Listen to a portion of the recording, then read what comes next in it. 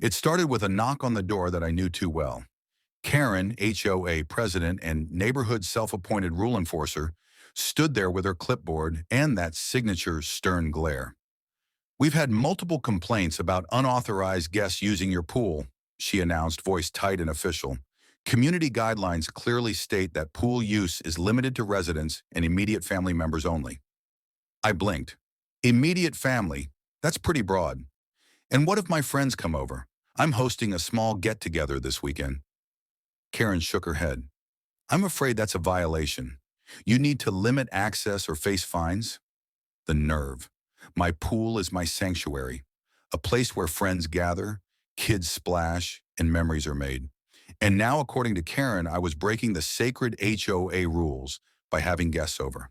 Fine. If I couldn't host guests without complaints, I would flip the script. I had a plan. The very next week, I drafted a formal invitation and sent it to every member of the HOA board. It read, "You're invited to an exclusive HOA board pool day. Join us this Saturday at 3 p.m. for a relaxing swim, refreshments, and community fun at my address.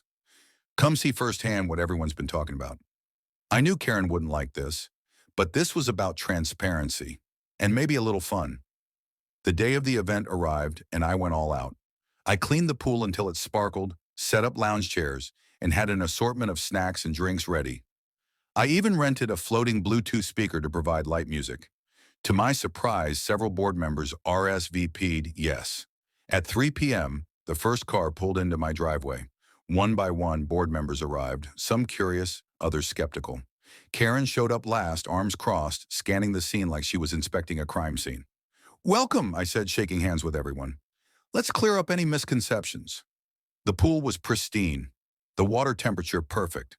No overcrowding, everyone was following reasonable rules. I noticed Karen lurking near the edge, arms folded, but even she couldn't deny the peaceful atmosphere. After about an hour, a few board members began chatting with neighbors and even took a few dips. Karen, surprisingly, agreed to get into the water herself.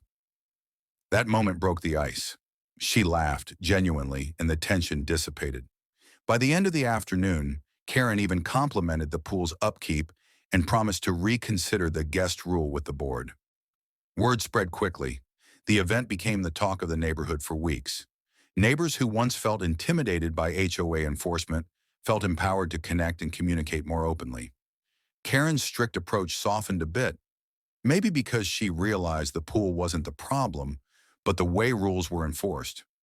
Now the HOA Board Pool Day is a semi-regular event with rotating hosts, and me, I've earned the unofficial title of Neighborhood Pool Ambassador. Sometimes it takes a little splash of courage to turn a complaint into a community,